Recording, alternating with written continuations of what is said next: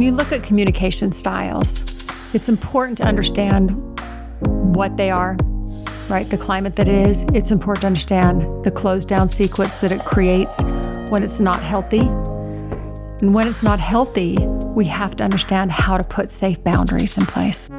Because regardless of where we go, we can't control how people interface with us. All we can control is how we react and how we protect ourselves if things aren't healthy. But we can't avoid the conflict that comes along the way. There's going to be issues. You're going to have misunderstandings, whether it's in marriage, whether it's between you and your kids or a coworker. And if you can understand what creates the biggest challenge with all of it, then you can start hedging your way and provide a safe place for you and a safe place for others. So I wanted to talk about the whole violating of stewardship, that thing, that big, massive gorilla in the room that seems to step on everybody's toes. Oh, stewardship is awesome. And I have found the more I have learned about stewardship, how often I actually stepped on other people's stewardship unintentionally. But it's all about education. That is the beauty of all this. It's education, learning, take what we learn and applying it. Because we can't beat ourselves up for not being perfect, because we never will. Have I screwed up on certain things on how I handled my kids? Absolutely. But the beauty of this, we have tools. So if we understand stewardship, we have to define it. There's different parts to stewardship. We have personal stewardship. It's our inalienable right and our responsibility. So with personal stewardship, you have to realize that you are responsible for your own self. That's it. You are only 100% responsible for yourself, but you are also responsible for raising children. When you have children, those kids are temporarily put in your home and they are then your stewardship. You make sure they're taken care of, you feed them, you bathe them. That is your responsibility and your stewardship. As a business owner, you have stewardship over your business, how you want to run it, how it's going to go down, how you want the people in the office, the kind of people you want to bring into your office. That is your stewardship. A child has stewardship. If you think about a child, you get them a cat. That becomes their stewardship. They learn to feed the cat. They learn to take care of the cat. That is how you would look at stewardship for self. If you look at assigned stewardship is kind of like a mutual agreement. That you would look at maybe your teachers. Teachers in the school system have temporary assigned stewardship over your children when they are there. They will decide how to teach and how to make things run in their classroom. If I were to walk into the teacher's classroom and tell her how she's doing it, what she's doing wrong, I am violating stewardship because that is the teacher's stewardship. Same thing as a boss. I can't go into a boss and tell them how they should or shouldn't run their company. It's not my company. It's the same thing with adolescents when they're babysitting. If you have a teenager that goes and babysits, they then have temporary stewardship over the children that they teach. So if you look at stewardship that is a mutual agreement, that is where stewardship comes into play. The next part of stewardship you want to look at is invited stewardship.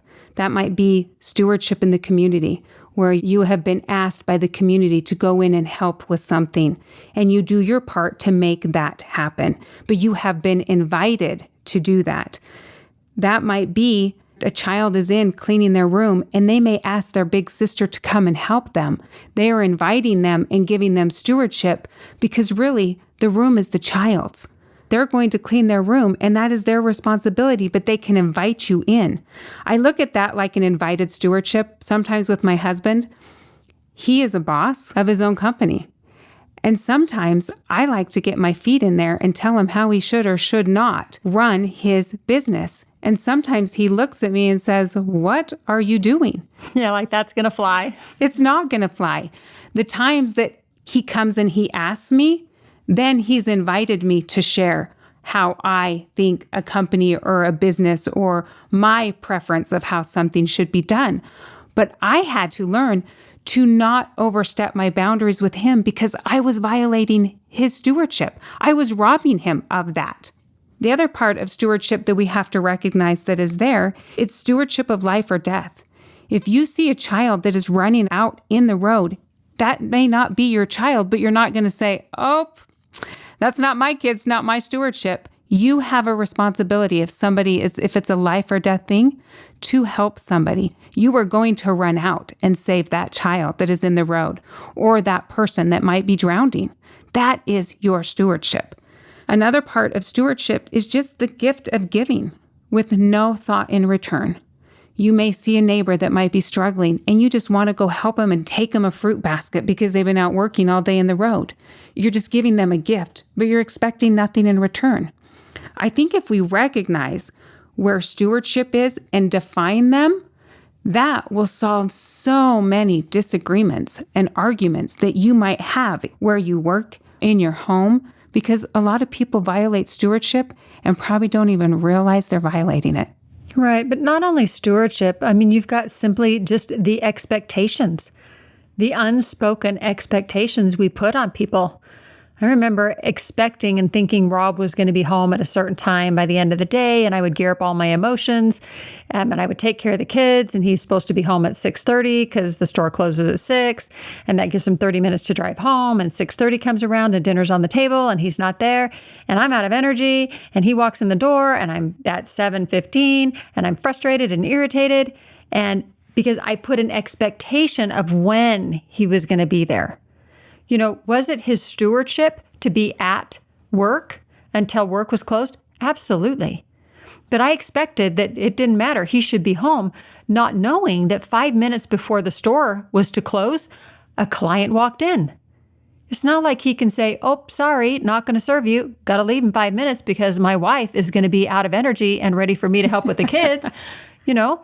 Right. But if that's all I'm emotionally geared for, and he, in his stewardship, is trying to take care of things. And then we both come together with our two worlds colliding at the same time, a moment when it should have been, let me wrap my arms around you and love you. And I'm so excited and kisses and all of that is what happened. Why aren't you here? I'm tired and the kids and we're hungry and all of these things hit. And here is a situation that goes explosive, for lack of a better word, because why? Because we're just not being aware, because we're trying to meet our stewardships. We're not communicating. I would say, well, why didn't you text me? Well, it's not like he can walk away from the client and send me a text, right? Right. It doesn't work.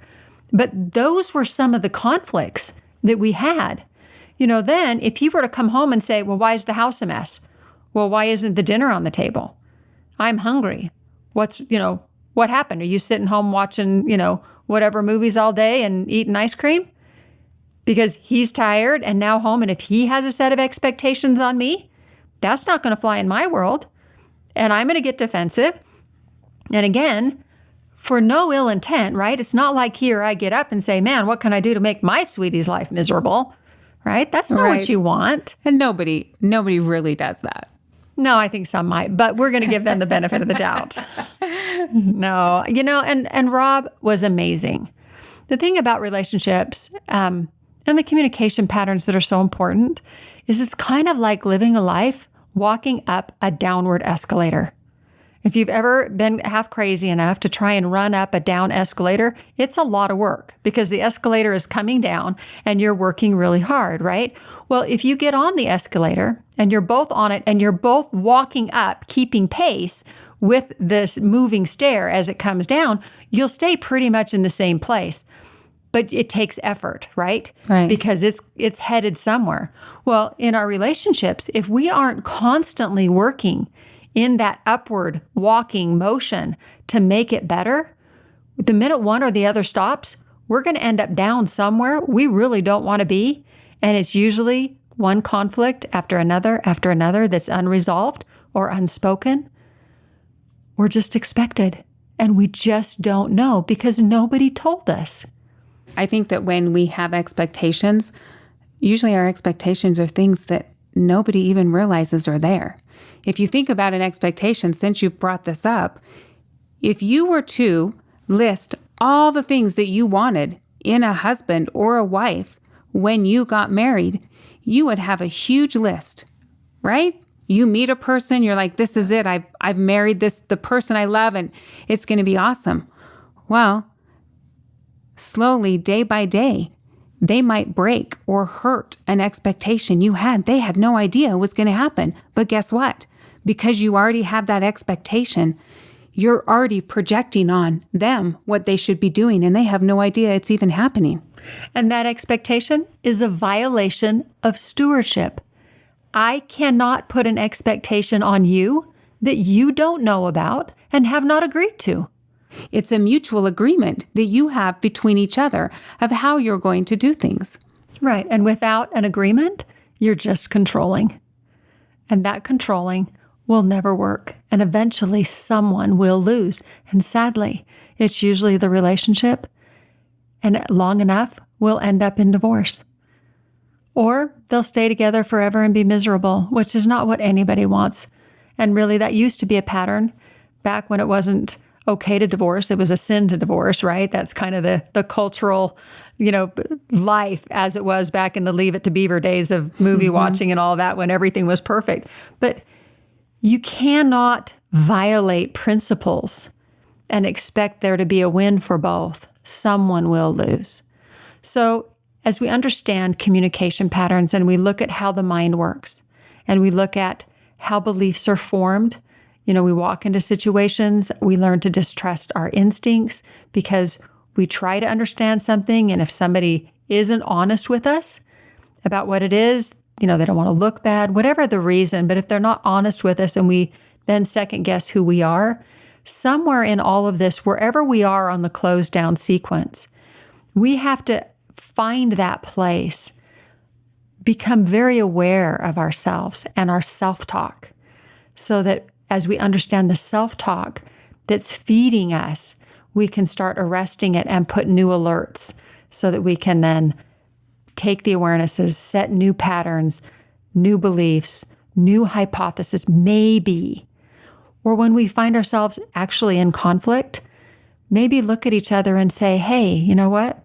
You're not the bad guy and I'm not the bad guy. So whatever the bad guy is that's in the middle of us, let's get that out so we can be back to being on the same team. Because really, aren't we all part of the same team? And isn't that what we want? That is a great way to look at it. If we can all stop and hit that pause button and remember, no one's the bad guy here. We're just trying to figure out how to work together, and we can do this. These are tools that are going to help us to do it. Tools that are going to help us bring our filters down to recognize truth and see what truth really is. Because we have to remember, we all have beliefs that govern the way we act. And sometimes we can't see. Those filters cause us to not see what the truth is really. Right, because the beliefs, known or unknown, true or false, we will act consistent with them. Because that is our operating system. That's the computer in us on back mode that's just making sure we're running and operating the way it's been trained and programmed to. And that's what we need to help unprogram so that it can have a new operating system. We're going to upgrade all of our operating systems together and make sure that we're functioning with a new and healthy and exciting one.